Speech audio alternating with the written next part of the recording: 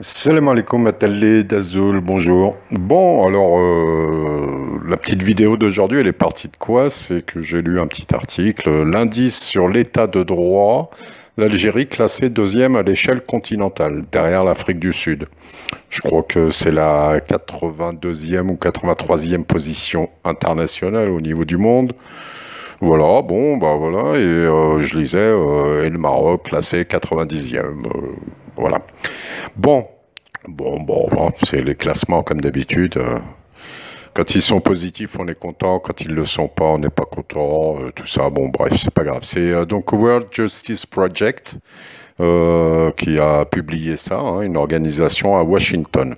Alors, bon, j'ai parcouru les pays et justement, je suis tombé sur quoi. Je suis allé voir le Maroc aussi, en quoi, parce qu'ils indiquent la corruption, la justice civile, la sécurité, bon, plein de trucs.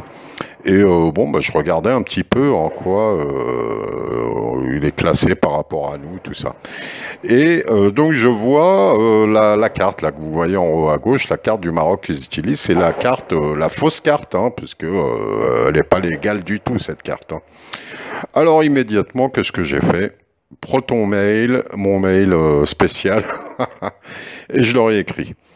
Je leur ai écrit un mail, je vous dis vite fait, bon en anglais, après je vous dis l'essentiel en français. On ne sait jamais s'il y a un anglophone qui m'écoute. I congratulate you on the enormous information you are providing, and I hope that countries will take your analysis and rankings into account in order to improve the lives of their citizens. Oui, donc là, je vous félicite pour l'énorme travail d'information que vous faites et j'espère que vos analyses et vos classements seront pris en compte par les pays pour améliorer la vie de leurs citoyens. However, I would like to bring to your attention the following error, which I hope is unintentional. Alors toutefois, je voudrais attirer votre attention sur les erreurs suivantes et j'espère que c'est sûrement inintentionnel de votre part. The official map of Morocco, you include Western Sahara, which is not part of Morocco, and it is recognized as an autonomous territory to be decolonized by the UN. Donc vous incluez le Sahara occidental qui ne fait pas partie du Maroc et qui est reconnu comme territoire non autonome par les Nations Unies. Donc, I have two questions. Why are you using this card which is inaccurate or even illegal? And if you keep this card, bon, je vous laisse, j'arrête de lire en anglais. C'est pas grave, je vais passer directement au français sur justement ce passage-là qui est le plus important du mail. C'est que je leur dis exactement, j'ai deux questions. Pourquoi utilisez-vous cette carte qui est inexacte, voire illégale? Et si vous gardez cette carte, pourquoi ne tenez-vous pas compte dans ce cas de la répression féroce et des atteintes aux droits humains largement documentées à l'encontre des populations sahraouis?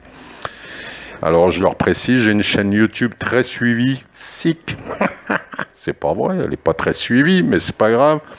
Et je vais parler de ce problème. J'espère recevoir une réponse de votre part que je partagerai avec les internautes qui me suivent.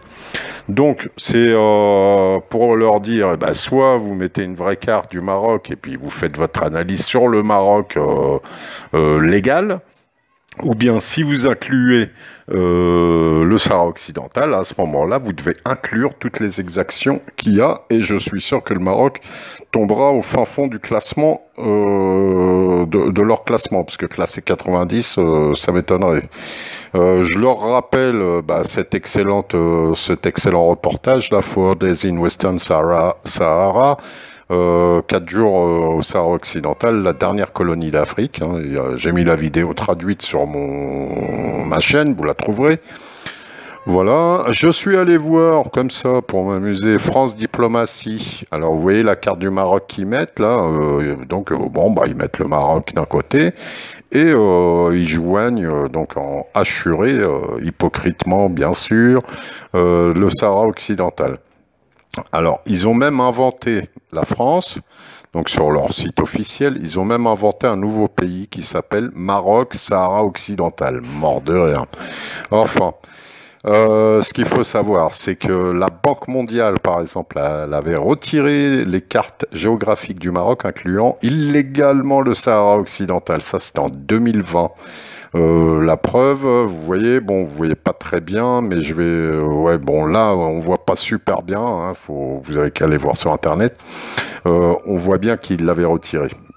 Enfin, qu'ils l'ont retiré, qu'ils ne mettaient pas le Sahara occidental, en tout cas. Voilà.